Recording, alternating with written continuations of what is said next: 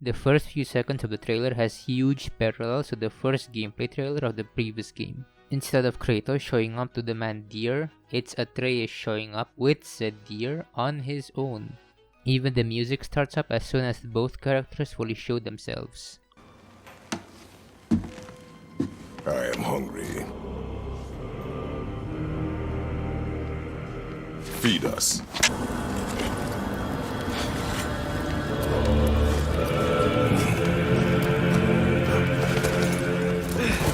Also, these horns are pretty neat if it's meant as an Easter egg to the current iterations of Loki. The game starts 3 years after the previous one, during which Fimbulwinter has been ravaging Midgard in a 3-year-long winter, which is prophesied to be the immediate prelude to Ragnarok.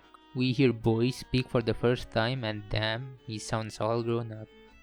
Currently, Boy is going through his teenage phase of self-discovery, where the only difference is his will lead to the apocalypse and a fight with the gods. Kratos wants to keep Boy safe, knowing full well that Boy's discovery will lead to conflict in spite of his teenage angst. The game introduces our new transportation, the Doggomobile, with the 2 wolves who I assume are Skjold and Hati, who are Fenrir's children, which basically makes them Atreus' grandkids. If you're saying it's impossible, well, let me remind you this is a loose inspiration, so it's not exactly a one-to-one adaptation. Or they might actually just be regular doggos, so who knows, I might be wrong. Next scene, we have Freya's return with a vengeance, who hasn't fixed her eyeliner in the 3-year-long winter since we gave Baldur a Thai neck massage. Must be better than this. I should also remind you that she might have Valkyrie wings right now since she left in search of them at the end of the previous game. It concerns Freya. She paid me a visit. What did you tell her? What little I know about where Odin may have kept her Valkyrie wings. Seems she's rather bent on reclaiming her warrior spirit. So if you thought the Sigrun boss fight was bad, well, now you're gonna have to face her manager. Nice to see Mimir handling his life as a head very nicely in those 3 long years. Next, we see a version of the temple and the lake all fully frozen as you stride across with the doggos. Now this might sound far-fetched, but seeing 2 ravens fly in front of Kratos, they might be Hugin and Munin, Odin's all-seeing ravens, watching our every move throughout the game. If they actually are Hugin and Munin, that would be cool, knowing Odin's watching our every move the entire time. So, who knows? Or maybe my tinfoil hat is just too tight. Next, we have Atreus suggesting to look for help after what happens later on in the trailer. Their search eventually leads on to the return of our favorite dwarves, Brock and Sindri, in what could be their home in Nidavellir, based on seeing from what looks like different dwarves in the background, and eventually this one and his pet squid. This is Durian, who's played by Usman Ali. He's either based off Dulin or Dvalin in Norse mythology, and their names were inspiration for some of the dwarves in Lord of the Rings. We get our first combat gameplay and looks like you can use the Blades of Chaos on those goddamn white chalk markings again, but this time to reach the high ground. Boy is still fighting with his bow with melee combat and has a new runic summons. And the first one to be revealed is him riding a deer of light with the powers we gave him in Alfheim. Now we get our first look at Thor, voiced by Ryan Hurst, who was in Sons of Anarchy and The Walking Dead. Man's actually huge and definitely would fit if he was live action Thor. Yeah, that's him walking beside Norman Reedus. Now the scene where he approaches Kratos and Boy is the same as the previous game's post-credit scene. And in this game, we will continue on from that scene, which happens early on in the game as the visit happens at the end of Fimbulwinter. Kratos and Boy's adventures only ever begin whenever a god comes knocking on their house. After this encounter is most likely what leads to Boy suggesting to look for Tyr, and along the way, the dwarves. Actually wait, that wasn't exactly a first look at Thor, that was just his hand, and we already seen that like 3 years ago. Now an official image of Thor was actually released, revealing Thor's full body appearance. If you don't want to look at him, then I'll give you a chance to skip ahead, and if not, well then just don't get used to hunky Australian Thor. Feast your eyes on ginger, obese Thor. I mean, you already had an obese Thor, but hey, at least he's ginger this time. Next, we get a cool entrance of an enemy showing up by the Bifrost attacking you, and we see new enemies and new runic attacks and finishers. The names of the monster we will fight were revealed. The alligator looking one is called the Drake. And the centaur is the Stalker. Yeah, it's just the Stalker, not a Stalker.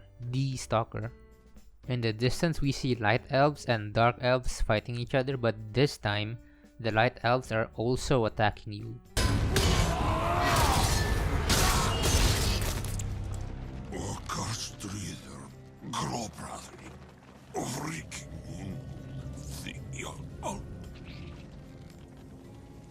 No, that can't be. What did it say?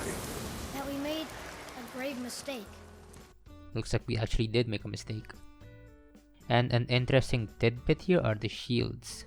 They now come in different shapes and sizes, and we got a square and an oval. Pretty cool minor detail there.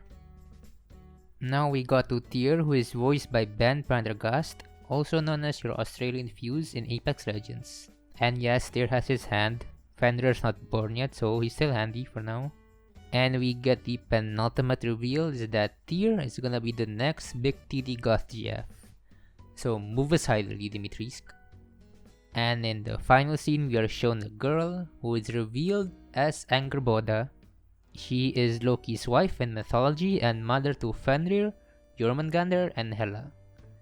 Looks like we're gonna have to give the talk about the boy about smashing axe. Now that might be it for the trailer, but here's some information on the game that was confirmed but not in the trailer. You can visit all 9 realms instead of the 6 in the previous game, which includes Vanaheim, Land of the Vanir Gods and Freya and Freya's home, Nidavellir, Land of the Dwarf and what is probably where Brock and Sindri was in the trailer, and Asgard, home of the Aesir gods where Odin sleeps. Vanaheim was actually seen once from Freya's home window, which was accurately described as an otherworldly jungle in their blog. This also looks like where Angrboda was in the end of the trailer based on the concept art as well. Here are some characters that are confirmed to be in the game based on their voice actors' confirmations. Mola Guarandona as Bela, who is one of Freya's servant, who you know as Eris Morn in Destiny. Shelby Young as Skuld, who is one of the Norniers who represent the future. Looks like Kratos is about to meet another representation of time in the Norse mythology this time. Richard Schiff as Odin. Erica Lindback as Hurst, who is one of the Valkyries, along with Anna Brisbane as an unnamed Valkyrie, which confirms their return to the game. Rosie D as Ratatoskr, replacing Troy Baker as the fucking shit-talking squirrel. Ratatoskr! You called me for this! Darren DePaul is also confirmed to be in the game but in an undisclosed role, but whoever he's playing is definitely gonna be interesting. Because if they hired him to voice somebody, and based on his fucking resume, he's voiced Reinhardt, Revenant, and J. Jonah Jameson. And finally, AJ Locascio as Calder, who is interesting enough the only character here not based on Norse mythology. He only appears in the Yngling Saga as the son of Odin, who came from Asia to conquer all of Northern Europe, and he gave Denmark to Skolder and became the first Danish king. And for some reason, Young Ye is one of the berserkers who you'll kill. So basically, once you kill somebody, you might just hear them scream, Young out. And the final 2 information are that the 2 main antagonists throughout the game are gonna be Thor and Freya. And that Ragnarok will be the final game in the Norse saga, according to the director in an interview. So there will be no trilogy, and this means we might be either packing our bags to Egypt or Japan next, based on the game's hints.